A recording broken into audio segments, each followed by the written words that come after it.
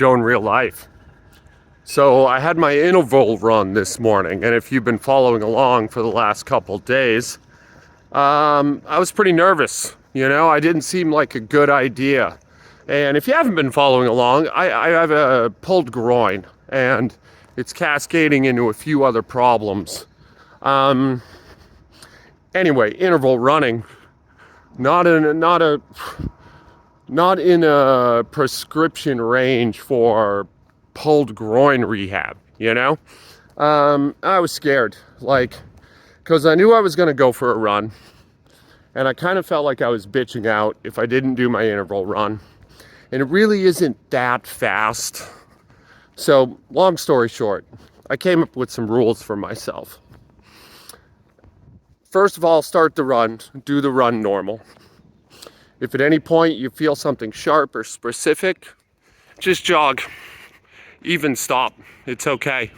Nothing for it. If you get warmed up and you feel good-ish, you can push, you can grind, but you can't redline. So no fifth gear running, Nothing, not that I'm ever sprinting, but nothing in the sprint family. No cousins of a sprint allowed. No matter what, And, well, I beat my record. And it was easy. And I feel great right now. I felt fucking great the whole run. And I feel like I'm on drugs right now. I feel so good. Reminds me of ecstasy in the 90s, I gotta go do my burpees and I gotta go do my squats. The impulse is to now go hard, but I definitely can't do that. And I gotta be careful, I gotta keep this guy under a close watch, because if the weights feel good, if I'm as warm as I feel and the weights feel good, I could really, really jack myself up. Not permitted. This is me telling on myself. This is me putting a timestamp in literal time itself, so that I don't do something stupid. And I'm not gonna do my burpees, gonna hit my minimum, gonna call it a day, gonna heal. But it's nice. It's nice that the running is working out. And I think I know why it didn't hurt while I was running, because you'd think the range of motion is more dramatic and that would hurt more.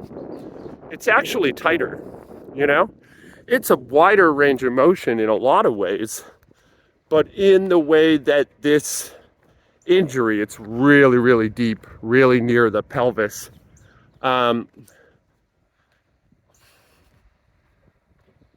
It's getting compressed and strained in the deepest part of my squat.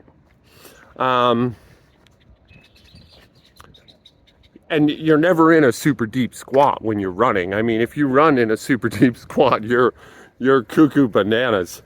And I would love to see it. I would love to see a video of that if you do that. I think that would be really, really beautiful. But yeah, that's not a thing I do.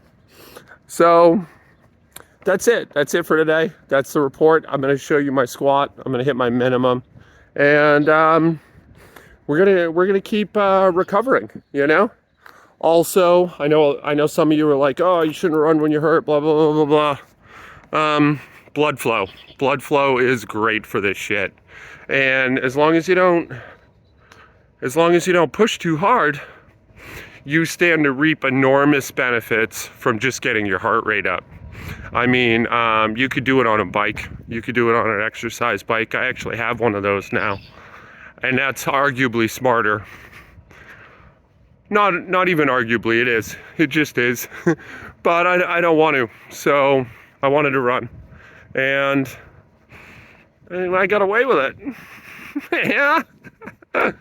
Anyway, I'll see you in a minute. Stay tuned for the squats. Well, I'm certain these videos are getting pretty dull. the last week or so, watching an old man fiddle around with lightweight while he nurses an injury begs the question of like how significant really is this squat everyday streak. And you're not alone if you feel that way. I certainly feel that way too. I don't know. Well, after my run, I wanted to warm into it slow. I was feeling good, but I know from firsthand experience and much reporting that feelings are not a great gauge. So I was careful, and I built up at 20-pound increments to 155. And yeah, man, like I'm glad I did, because the 155 moved like trash.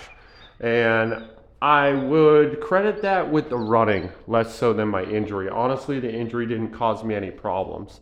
And knock on wood, rub my lucky rabbit's foot, all that, I think I'm on the mend, and might even be out of the woods proper, which would mean I get to start up again with something fun and interesting next week. I'm gonna let myself take it easy the next couple days through my birthday and the weekend. Start fresh on Monday, cautiously but aggressively, assuming everything stays like this and I'm able to move in a way that makes sense, you know? I don't know. Like, it's been a weird couple days for me, feeling both like weirdly proud of myself for not taking this so badly, but also there's a strange kind of blues that comes along with being injured, especially if you're a very active person. And nobody ever talks about that, man. Like long distance runners, you know? That's if you sprain your ankle, just a minor sprain, or just not even a sprain, just you roll it. And you can't run. You can't put those hours in a week. You get sad, and there's no relief from the sadness, because the thing you do to put the sadness away is the very thing you can't do. And I've been in that funk a little bit. Overall, my spirits are good and I'm happy and I don't have anything to complain about. But man, there's just this prevailing little dark rain cloud over my head, and I can't seem to wave it away. This is 155 for one. It was a grinder. I did not feel good under the bar. And that's it for today. I'm turning 46 in a couple days, and I'm just gonna coast until then. Anyway, this is Joe in real life. Hey, I love you guys. I'm sorry these videos have been boring. I'm gonna spice it up next week. Until then, be good to each other. I'm gonna try hard to do the same, okay? See you tomorrow.